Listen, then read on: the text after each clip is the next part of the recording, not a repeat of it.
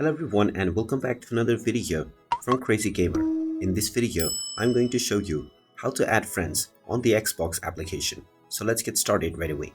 First of all, open up the Xbox app on your device. And if you haven't logged into your account already, proceed forward with your email address and your password. And once you are logged in, you will be taken into the store page.